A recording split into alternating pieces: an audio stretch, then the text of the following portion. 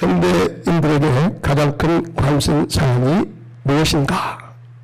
어떤 사람이 우리나라 50대 이상 남녀들의 가장 큰 관심이 무엇인가를 상당히 해학적으로 이렇게 설명했는데 참 제가 재미있게 보았습니다.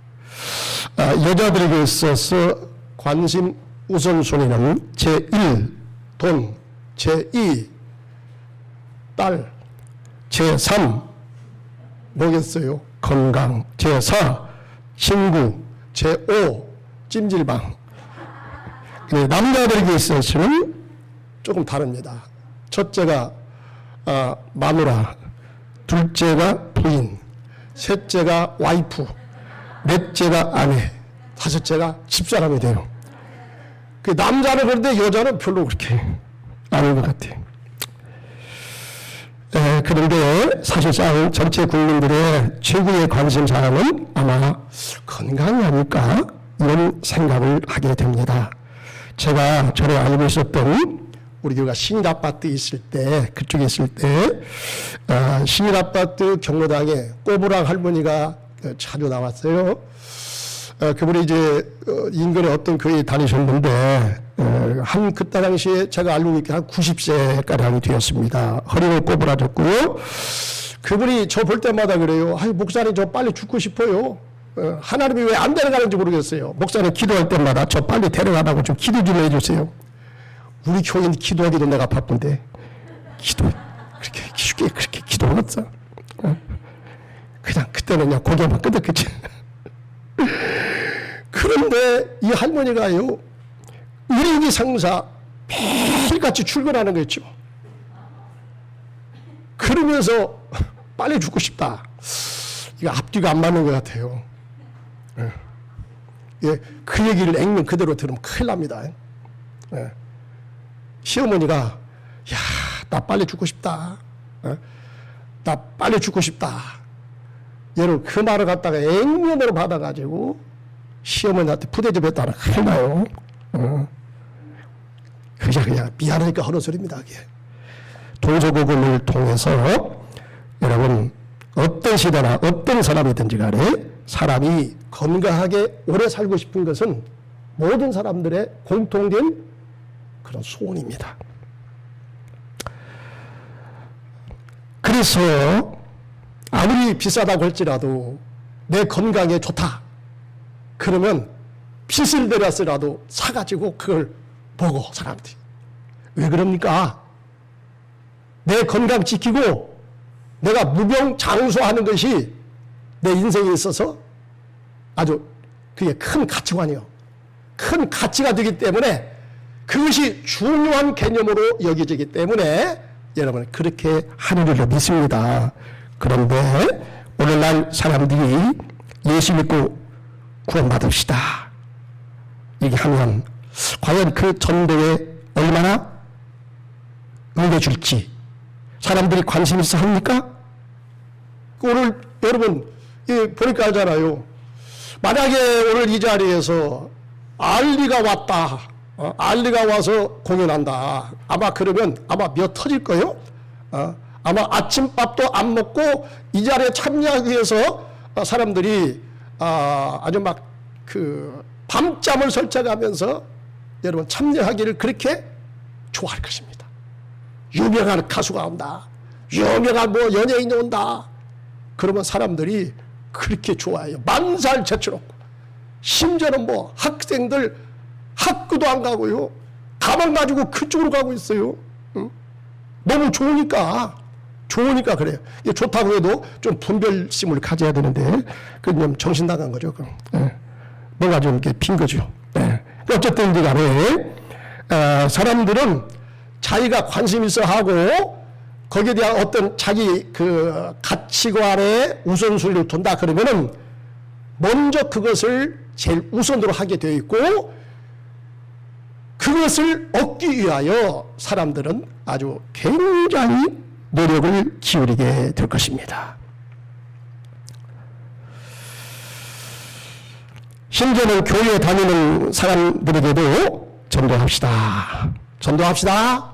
우리 권사님, 집사님 전도합시다. 그러면은 겉으로는 말하지 않지만 속으로 아이고 목사님 되게 참말로 목사님 속도 없네. 아 이게 지금 어떤 시대예요? 지금 코로나 시대인데 내 신앙 나도 지금 내 신앙도 이 감당지 못하겠어 지금. 아 교회 나오는 것만도 감사하게 생각해야지. 거기서 뭐 기도합시다. 아이고 참 목사님 다구나 몰라도 이렇게 볼 수가 있냐고 답답하다고 아마 이렇게 반응을 나타낼 사람 우리 교회는 한 명도 없는 줄 믿습니다. 아멘? 아멘 안 하는 사람은 조금 수상한 사람 같아. 네. 자, 왜 사람들이 왜 그런데 관심을 가지지 못합니까? 왜 그런데 열심을 내지 못합니까? 그것은 그에 대한 자기에게서 그 가치가 적게 보이기 때문에 그래요. 내게 있어서 여러분 예수 믿고 교회 와서 예배하고 은혜 받는 것이 내 신앙에 있어서 굉장히 중요하다. 그러면 여러분 만사를 제쳐놓고 이것이 가장 중요한 것이다 라고 확신이 될 때는 여러분 만사를 제쳐놓고 그 일을 먼저 우선하게 될 줄 믿습니다. 왜 우리가 신앙생활을 열심히 못 냅니까? 왜 교회 나오기를 그렇게 꺼려합니까? 힘들어합니까? 여러 가지 이유가 있을 수가 있겠지만은 물론 특별한 이유도 있어요. 뭐 그럴 수밖에 없는 그런 상황도 있겠지만은 많은 경우에 있어서는 여러분 우리가 예배에 대해서 교회에 대해서 우리가 예수님을 믿고 따르는 것에 대해서 별 중요성을 못 느꼈기 때문에 그렇습니다. 그렇죠? 예, 솔직한 대답일 거예요. 만약에 이것이 여러분 정말로 중요하다. 내 생명을 지키고 내가 오래도록 장수하는 것이 내게 있어서 중요하다. 그러면은 여러분 만사를 제껴놓고 그 일을 먼저 우선적으로 하지 않겠습니까? 우리가 예수 믿고 주님을 따라가는 것이 참으로 내 인생에 있어서 중요하다라고 여겨질 때는 여러분 먼저 그것을 최우선으로 하게 될 줄 믿습니다. 그래서 오늘 저의 설교는 우리가 왜 예수를 믿고 교회에 나와서 신앙생활을 열심히 하는 그 이유를 밝히는 설교가 될 것입니다. 오늘 본문의 말씀의 배경을 잠깐 살펴본다면 본문은 예수님이 유대 명절 6월절이 가까울 때에 디베랴 갈릴리 바다 건너편 가브라움 일대에서 전도 활동하던 때에 이제 되어지는 그런 사건을 다루고 있습니다. 그 당시 예수님은 오병이어의 기적을 행하신 다음에 떡 5덩어리와 물고기 2마리로 그 자리에 모인 5,000명 이상의 사람을 먹였다. 기적을 일으켰다. 그러니까 유대인의 그 숫자 개념은 여러분 아이는 뺍니다. 여자는 뺍니다. 그래서 그것을 이제 포함해서 생각해 볼 때에 한 2만 명의 사람들이 좋게 그 자리에 모였지 않았는가. 예수님을 따라오지 않았던가. 이런 생각을 하게 됩니다. 어쨌든 이제 이런 기적을 행한 다음에 여러분 예수님의 인기는 아주 최상한가를 달리고 있었습니다. 예수님의 사역 가운데 이때가 가장 민중들로부터 예수님의 인기가 치솟았던 때가 아니었는가 싶습니다. 구름대같이 사람들이 몰려왔습니다. 예수님이 가는 곳마다 사람들이 인산인해를 이루게 됩니다. 그때 사람들이 또다시 예수님을 찾아오자 예수님께서 그렇게 말씀합니다. 너희가 나를 찾아온 것은 나를 믿고 구원받고자 함이 아니라 너희들이 나를 통해서 표적 바라보고 기적을 경험하고 귀신을 내쫓고 재밌거든요. 병자를 고치고 아주 큰 은혜를 받거든요. 기적을 경험하거든요. 예수님 따라가니까 먹을 것이 생기거든요. 당시에 여러분 이스라엘은 로마의 속국으로 있었기 때문에 그들이 먹고 사는 것이 그들의 제일 급소입니다. 제대로 먹지 못하는 사람이 얼마나 많은지 몰라요. 근데 예수님 따라가니까 여러분 오병이어를 통해서 수만 명의 사람들을 순식간에 먹이도 남는 이런 기적이 일어났거든요. 그러니까 예수 따라가자. 예수 따라가면 수지 만난다. 예수 따라가면 좋은 일이 생긴다. 그리고 예수만 나타났다 하면 사람들이 막 이 동네 저 동네에서 줄줄이 예수님을 따라오곤 했습니다. 그때 이제 예수님께서 드디어 자기 본색을 드러냅니다. 설교 주제를 딱 바꿨어요. 여러분들이 나를 따르는 것은 세상에 썩을 양식을 구하기 위하여 나를 따라오는데 내가 다 압니다. 내가 다 압니다. 그러나 여러분들이요, 썩을 양식을 위해서 일하지 말고 썩지 아니할 영생의 양식을 위해서 여러분 일하시기 바랍니다. 바로 이것은 내가 여러분들에게 줄 겁니다. 나는 하나님께서 내려온 사람입니다. 나는 하나님이 보내셔서 내려온 사람입니다. 무슨 사명을 가지고? 사람들에게 생명을 주려고, 가장 중요한 생명을 주려고 나는 하늘에서 내려온 하나님의 아들입니다. 내가 줄 산떡을 먹으면 여러분들이 죽지 않고 영원히 살게 될 것입니다. 여러분들은 아멘 해주면 그때 사람들은 아멘이 안 나왔어요. 갑자기 얼굴색이 달라지는 거예요. 은혜가 안 되네. 아니 예수 따라오면 뭐 기적을 좀 해가고 막 있잖아, 병자를 막 고치고 막 귀신 막 나가라 그러니까 막 귀신이 벗금을 흘리고 막 그 자리에서 뻥 넘어지고 막 고침받고, 이런 뭐 신나는 거 봐야 되는데, 아니 갑자기 왜 저 양반이 은혜가 떨어지는 소리 하는가? 왜 이렇게 설교가 이렇게 어려워? 자기가 뭐 하나님께서 내려온 산떡이라네. 이게 뭐 저게 이해가 되는 얘기인가? 뭐가 그래서 저런 얘기를 하는가? 도대체가 안 맞네. 나하고는 이게 뭐야 이게 전혀 코드가 안 맞네. 그래가지고 사람들이 그 자리에서 하나 둘 일어나가지고 침청해가지고 다 나가는 거요. 그렇게 수많은 사람들이 밀물처럼 밀려왔다가 여기저기서 하나씩 나가니까, 아이고 그러면 나도 가야 되겠네. 아이고 와서 보니까 본전이 생각나. 그래서 빨리 나 가서 돈이나 벌어야 되겠구만. 나 빨리 가서 집에서 일해야 되겠구만.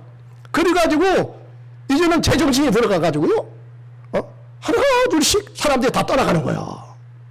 썰물처럼 다 떠나가 버렸어요, 거의 다. 그리고 예수님의 제자들만 남았던 것 같아. 얼마나 예수님 민망했겠습니까? 예수님도 얼마나 얼굴이 화끈거리고 얼마나 민망했는지 모릅니다. 그때 예수님께서 제자들에게 하신 말씀이요, 야 너희들도 갈래? 너희들도 갈래? 이렇게 물어봤어요.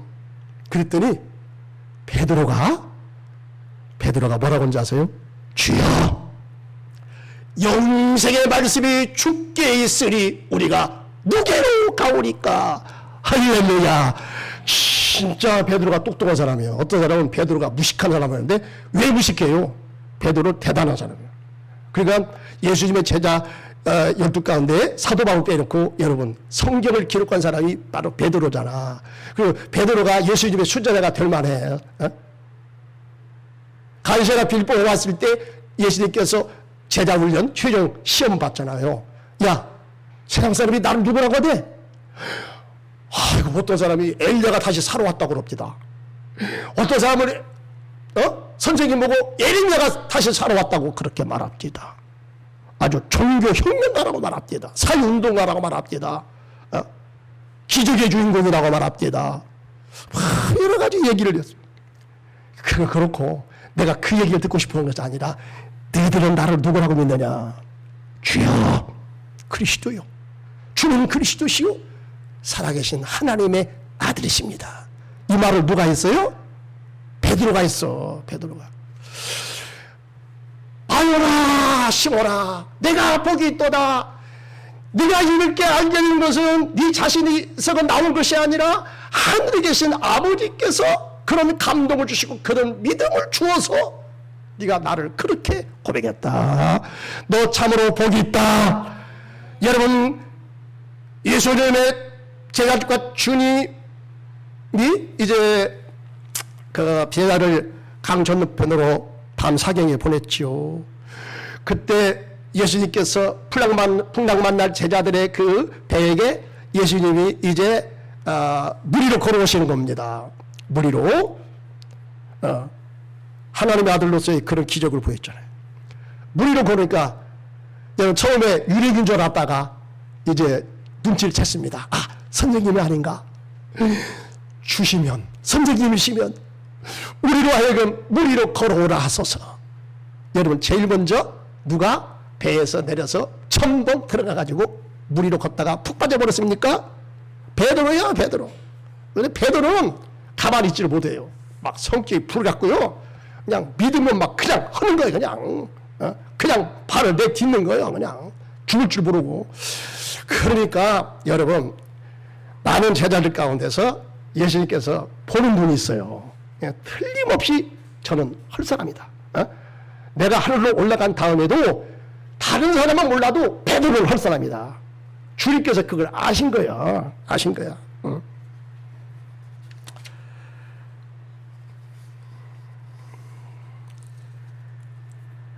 여러분 베드로는 예수님을 따라다니면서 예수님이 누군가를 그가 이제 점차적으로 알아갑니다. 예수님이 하나님의 보내신 하나님의 사자요 생명의 주인공이 되심을 알았습니다. 그런 가면 갈수록 그 사실을 그가 알았습니다. 그래서 베드로서에 보니까 베드로는 변화산에서 예수님을 바로 누구인 줄 확실히 알게 되는 그런 사건을 그가 변화산에서 경험했거든요. 예수님께서 7년 전에 이 땅을 떠나간 엘리야를 만났고 모세를 만나서 예수님이 대화를 하는 거야. 하하, 이분은 진짜 하나님 보내신 하나님의 아들이구나 깨달았어요. 그래서 베드로가 그때 그 감격을 못 잊어가지고 내가 그때 그 감격이 내가 평생 갈 때에 그 감격을 내가 잊어버리지 아니한다. 나는 그때 예수님이 진짜 하나님의 아들이요 단순히 목숨이 아니라 하나님이 보내신 하나님의 아들이요 예수 안에 하나님의 생명이 있음을 나는 알았다. 하나님의 음성을 들었습니다. 저는 사랑하는 내 아들이요 내가 기뻐하는 자라 하는 그런 하나님의 음성을 들었습니다. 그렇습니다. 예수님께서 말씀합니다. 나는 부활이요 생명이니 나를 믿는 자는 죽어도 살겠고 부로 살아서 나를 믿는 자는 영원히 죽지 아니하리라. 할렐루야. 요한복음 14장 6절 내가 곧 길이요 진리요 생명이니 나로 말미암지 않고는 아버지께로 올 자가 없느니라. 여러분 예수 안에는 영원하신 하나님의 생명이 예수님 안에 들어간 줄로 믿습니다.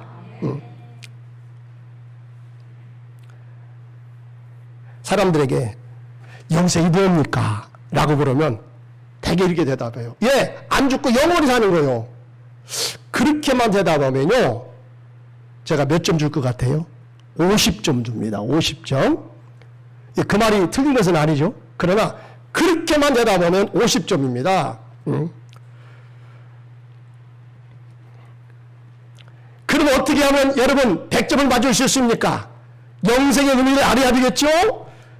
영생의 참된 의미는 무엇입니까? 저는 오늘 두 가지로 설명을 드리기 원합니다. 영생이 무엇이냐? 첫째는 시간 개념 속에서 이 영생이라는 문제를 이제 말씀을 드리겠습니다. 요한복음 6장 40절에 보니까 내 아버지의 뜻은 아들을 보고 믿는 자마다 영생을 얻는 이것이니 마지막 날에 내가 이를 다시 살리리라 하시니라. 할렐루야.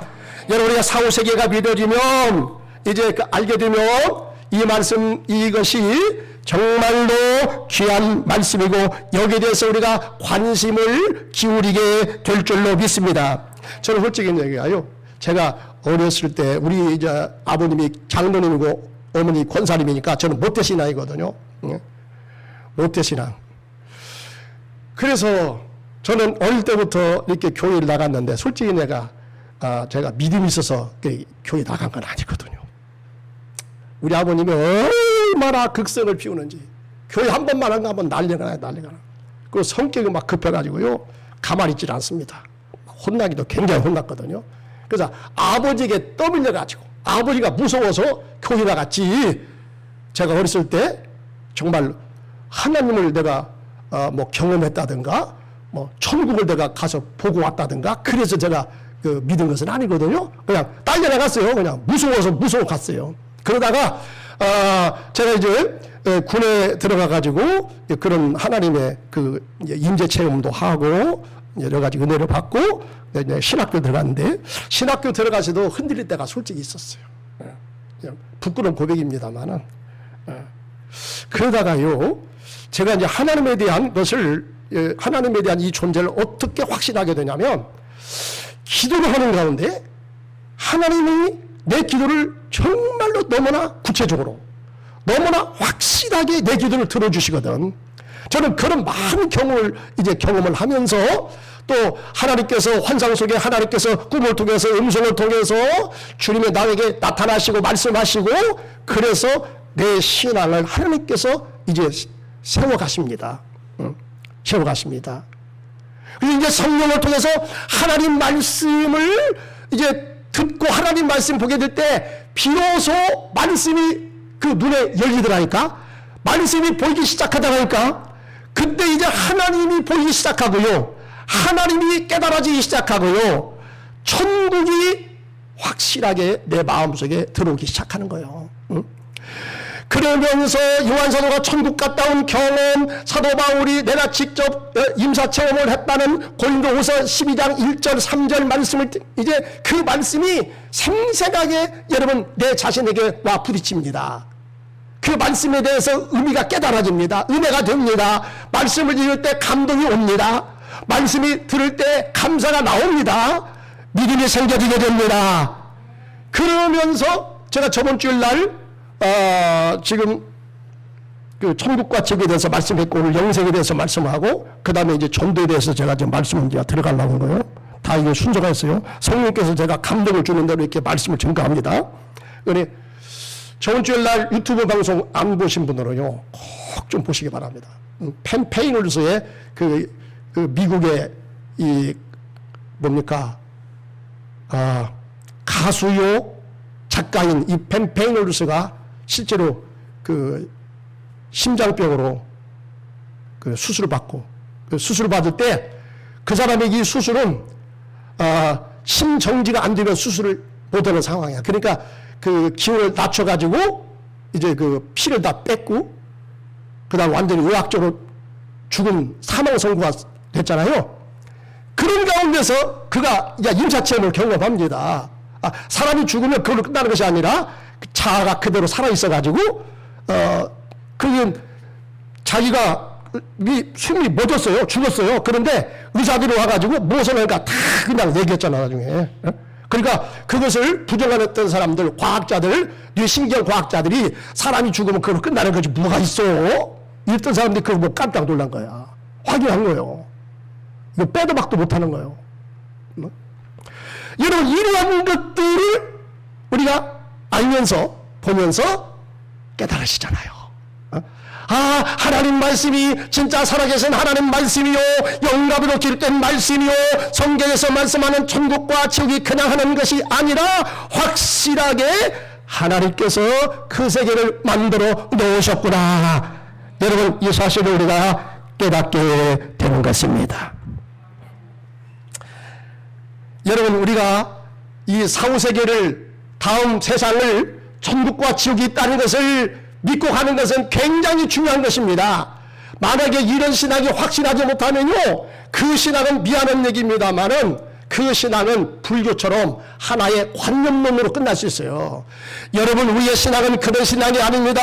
우리의 신앙은 천국과 지옥을 확실히 믿는 신앙이고, 그 세계를 우리가 소망하면서 믿음으로 달려가는 신앙인 줄 믿습니다. 그렇기 때문에 여러분, 예수 믿고 살아가는 것이 최고로 기쁨이요, 은혜요, 소망이요, 축복이 되는 줄 믿습니다. 왜? 사람이 죽으면 그걸로 끝나는 것이 아니라 반드시 천국과 지옥이 있다는 거예요. 이 사실을 믿으시기 바랍니다. 여러분, 성령을 통해서 이 사실을 깨달으시기 바라고, 이것을 확신한 다음에 비로소 우리의 신앙이 거기서부터 비로소 출발이 되는 거지. 그렇지 않으면요, 신앙이 절대로 안중맹이 신앙이지 일어서서 달려간 신앙은 못되거든요. 그런데요, 여러분, 우리의 신앙은 천국을 아는 것으로 끝나는 게 아닙니다. 천국을 확신하는 것으로 끝나는 게 아닙니다. 여러분, 우리는 그 나라에 들어가서 어떠한 축복의 단계에 들어가야 되느냐? 고린도전서 15장에서 말씀합니다. 사람이 육신이 있고 새도 육의 모습이 있고 바다의 고기도 육의 모습이 있는 것처럼 사람의 영도 따로 있다. 육과는 구별되게 따로 있다. 그런데 그 나라에 가니까 고린도전서 15장 41절에 보니까 해의 영광이 따로 있으며 달의 영광이 따로 있으며 별의 영광이 따로 있으며 별의 영광이 따로 있도다. 여러분, 예수님께서 부활하신 예수님께서 어떤 모습으로 나타났어요? 해와 같이 빛나는 모습으로 나타났습니다. 우리가 이 땅에서 열심히 여러분 신앙생활 열심히 하고 말씀을 읽고 기도하며 이런 성령 충만한 생활할 때에 예배 생활을 하는 생활을 힘쓰게 될 때에 우리의 영체가 부활체가 여러분 주님 닮아가는 그런 부활체로 변화가 될 줄 믿습니다. 요한일서 3장 2절에 보니까 누구든지 주의 나타나심을 사모하자마자 주님 모습을 닮아가는 그런 신앙생활을 힘쓰게 될 것이라고 말씀합니다. 여러분, 우리가 이 다음에 주님 앞에 서게 될 그때를 바라보면서 또 그날에 내가 영광스러운 나의 부활체가 심판의 부활이 아니요 예수 믿는 사람은 영생의 부활 이 부활을 해서 예수와 같은 모습으로 영광에서 영광으로 화할 것을 우리가 바라보며 그렇게 우리가 주님을 섬기게 되는 줄로 믿습니다. 여러분, 교회는 어떤 곳이냐? 교회는 여러분 이 땅에서 천국을 입학을 시키기 위해서 열심히 신앙훈련을 한 곳이 바로 교회입니다. 여러분, 이 교회가 얼마나 중요한 것이라는 걸 여러분 아셔야 돼요. 뿐만 아닙니다. 그냥 우리가 천국에 가는 게 아니에요. 천국에 가서 우리 영체가 흐리무리 해가지고 저 사람이 누구요? 앉아가세요. 천국에 그러면 당신이 누구요? 모르겠네. 왜? 영체가 이 땅에서 신앙생활을 그렇게 했거든. 제대로 못했거든. 여러분, 그런 사람은요, 미안한 얘기입니다만 이거 차별이 아니에요. 어떤 사람 차별입니까? 무슨 차별이야? 그 구별이지. 구별과 차별은 여러분 우리가 나눠서 생각해야 됩니다. 예수 믿고 여러분 열심히 하는 사람하고 적당하게 하는 사람하고 똑같으면 그게 하나님이 공평한 하나님입니까? 아닙니다. 구원은 우리가 똑같이 받습니다. 할렐루야. 예수 믿으면 천국 갑니다. 믿으시죠? 근데 똑같은 게 아니에요. 어떤 사람은 해와 같은 모습으로 빛나고요. 어떤 사람은 별의 모습으로 나타나는 사람이 있거든요. 차별이 아니에요. 헌대로 되어 있어요. 헌대로. 심는 대로 여러분 거두게 되는 거예요. 그러니까 이 땅에서 우리가 예수를 적당히 믿을 것이 아니라 여러분 예수님을 열심히 잘 믿어야 될 줄 믿습니다. 예배 참석해서 은혜 받을 때마다 여러분 그때마다 우리의 영체가 아름답게 예수를 닮아가는 모습으로 바뀌어지게 될 줄로 믿습니다. 그러니까 여러분 교회에서 신앙생활이 그렇게 중요한 거예요. 둘째는 마지막으로 영생의 누림 차원에서 제가 설명을 드립니다. 요한복음 17장 3절 우리가 띄워볼 테니까 우리 다 같이 한번 읽어봅니다. 시작. 영생은 곧 인하신 참 하나님과 그의 보내신 자 예수 그리스도를 어떻게 하는 것이다? 이게 핵심이요. 이 안다는 이 단어를 여러분 우리가 잘 알아야 됩니다. 이 헬라말에서 제가 저번에 말씀드린 것 같아요. 헬라말에서 안다는 말이요 두 가지가 있어요. 오이다하고 기노스크예요. 오이다는요 우리 육안으로 이렇게 쳐다보는 거야. 아 이거 마이크구만. 이거 성경책이요. 이것은 그냥 아는 거예요. 그냥 눈치채는 것이고 그냥 아는 정도에 불과해요. 이게 오이다예요. 근데 기노스크 말 함부로 사용하면 안 됩니다. 이 기노스크는요 경험적으로 안다는 뜻이에요. 경험적으로 안다. 그래서 여러분 이 말은 어디다가 사용했냐? 부부 사이를 가리킬 때에 이 기노스크라는 말을 그때 사용하는 거예요. 무슨 말인지 알겠죠? 함부로 사용하면 안 돼요. 그러니까 이성간에 나 너를 알아. 기노스크 그때 쓰면요 큰일 나는 거예요. 이 부부간에만 사용하는 단어지 다르게 사용하면 안 돼요. 또 이것을 여러분 하나님을 안다, 그리스도를 안다 했을 때 오니다를 사용하지 않고 기누스코로 사용했다는 거예요. 이 무슨 말입니까? 여러분 우리가 하나님을 이제 어떻게 합니까? 지식적인 차원에서 자연 만물을 바라보면서 하나님의 지혜를 눈치채는 정도가 아니라 이런 그 하나님의 실체를 우리가 사귀면서 그 하나님을 성령으로 사귀면서 하나님이 누구인가를 알아가는 겁니다. 하나님의 사랑을 우리가 점차 알아가는 겁니다. 하나님의 은혜를 알아가는 겁니다. 하나님의 거룩을 알아가는 겁니다. 그러면 알아가니까 사이가 더 좋아지는 거죠. 우리가 모르면 여러분 오해가 많습니다. 사람도요, 우리가 잘 모를 때는요, 저 양반이 나를 어떻게 알고 저러는가? 막 그런 생각을 갈 때가 있어요. 근데 만나서 이렇게 얘기하다 보면요, 오해가 풀려지거든요. 아, 그래서 그렇구만. 이게 오해가 풀려질 수 있어요.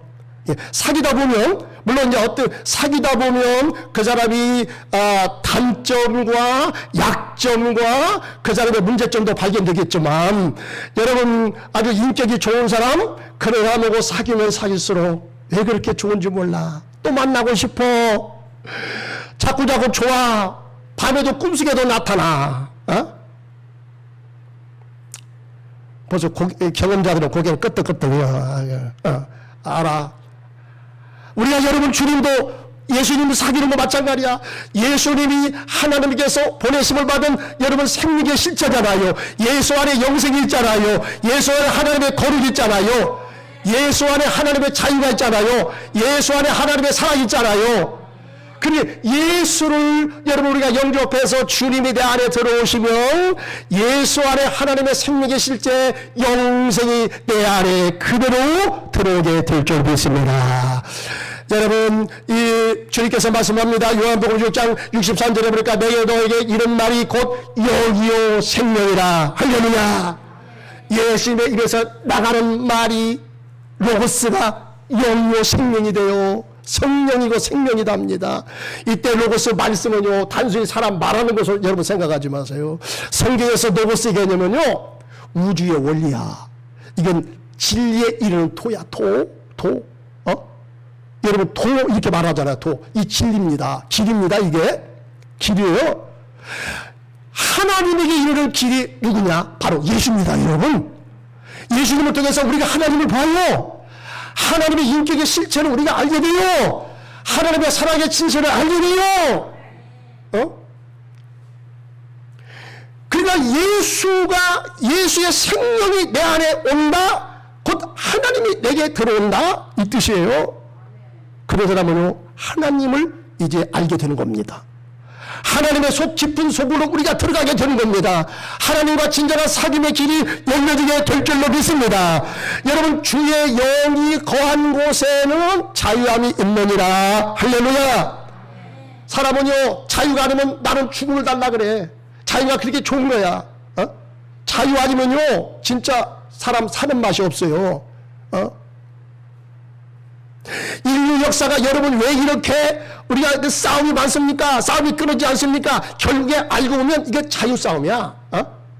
땅 뺏는 것도 여러분 이게 그 땅을 통해서 우리가 자유를 누리게 되는 것이거든요. 거기서 행복을 누리게 되는 것이거든요. 이 자유의 반대는 구속입니다. 자꾸 얼굴 멀었습니다. 매입니다. 근데 여러분 성령이 거하는 곳에 주의 영이 거하는 곳에 자유함이 있느니라. 자유함이 있느니라. 자유가 오니까요 모든 매임으로부터 벗어나는 거 있죠. 시공간을 초월하는 게 여러분 이게 진정한 자유입니다. 자유의 반대는 묶임입니다. 매임이에요. 자꾸 매여. 세상에 매이고 뭐 경제 돈에 매이고 친구 관계에 매이고 가정 식구들에게 매이고 자녀한테 매이고 매이는 것이 왜 이렇게 많은지 모르겠어요. 매이면 그만큼 자유가 없어. 근데 여러분 매임에서부터 우리가 풀어나면 이게 진정한 자유가 임하게 될 줄 믿습니다. 자유가 오니까 진정한 여러분 기쁨이 옵니다. 거기서 자유 해방을 누리게 됩니다. 거기서 진정한 평화가 생겨나게 됩니다. 거기서 진정한 행복이 넘치게 될 줄 믿습니다. 여러분 예수의 생명이 내 안에 들으면 성령을 통해서 우리가 하나님의 자유를 누리게 됩니다. 그 어디를 가나 우리는 매이지 않습니다. 여러분, 이 예수의 생명이 내 안에 들어와서 성령의 자유를 누리게 되면요, 매일매일부터 우리가 벗어나니까 우리 영혼은 감옥 속에 들어가서도 찬송이 나와. 여러분, 세상살이는 참으로 이렇게 힘들고 고달픈데 주의 성령이 내 안에 거하시니까 여러분, 우리 속에서 노래가 흘러나오게 됩니다. 감사가 흘러나오게 됩니다. 어떤 상황 속에서 빼이지 아니하고 여러분, 우리가 스트레스를 그만큼 적게 받는 거야. 왜? 매일부터 벗어났으니까. 주의 복음이, 말씀이 내 안에 들어와 성령을 통해서 하나님의 생명력이 내 안에 넘치게 될 때는 온갖 것으로부터 우리가 벗어나서 대자유 속으로 들어가게 될 줄 믿습니다. 그 다음에 여러분, 로마서 5장 5절에 보니까 주의 성령으로 말미암아 하나님의 사랑이 우리 마음 가운데 부은 바가 되미니. 할렐루야. 주의 성령, 생명이 내 안에 거하면요, 어떠한 은혜가 우리에게 오느냐? 하나님의 사랑이 옵니다. 할렐루야. 하나님의 사랑이 옵니다. 이 사랑은요, 어떤 조건을 달지 않습니다. 무제한입니다. 여러분, 이 사랑이 오면은 정말 우리가 행복을 느끼게 됩니다. 사랑을 받으면요, 얼굴색도 달라져요. 사랑을 받으면요, 진정한 우리의 마음의 평화가 찾아옵니다. 기쁨이 넘치게 줄 줄 믿습니다. 누가 나를 사랑해 준 나는, 여러분, 이런 확신을 갖게 되면요, 그 사람은요, 세상 살아가는데 훨씬 더 여러분 기쁘게 은혜롭게 살아가게 될 줄 믿습니다. 최고의 사랑은 여러분 하나님의 사랑입니다. 그 사랑은 예수를 통해서 나타났습니다. 십자가는 여러분 죄인을 구속하는 사랑입니다. 십자가는 하나님의 진노를 피하게 하는 사랑입니다. 그럼에도 불구하고 우리를 끌어안으십니다. 우리를 받아주십니다. 나를 용서해 줍니다. 병든자여 내게 오라, 가난한 자 내게 오라, 죄에 빠진 많은 사람들아 모두 다 내게 오라, 슬픈 자여 내게 오라, 괴로운 자 내게 오라, 삶에 지친 많은 사람들아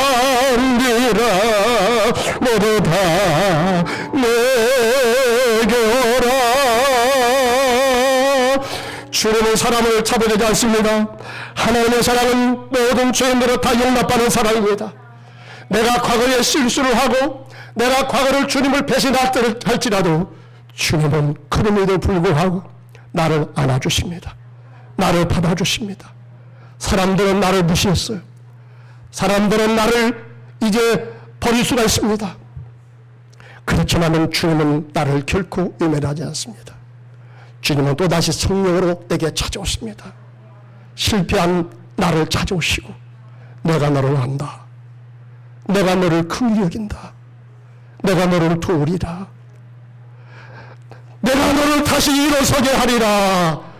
할렐루야. 이게 하나님의 사랑이요.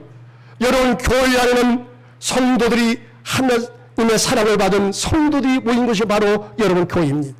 성령을 통해서도 주님은 내게 찾아오시지만 내 주변의 믿음의 성도를 통해서 내가 어떤 때 시련을 당하고 내가 어떤 때 약해서 넘어졌을 때도 주님은 내 옆에 다른 성도를 통해서 사랑으로 내게 찾아오시고 그 성도를 통해서 내 아픈 마음을 만져주시고 나를 위해 주시고 나를 다시 세워주시고 나를 다시 믿음의 주요 온전케 하시는 주님을 바라보고 저 천국을 바라보고 믿음으로 힘차게 달려가게 하시는 것입니다.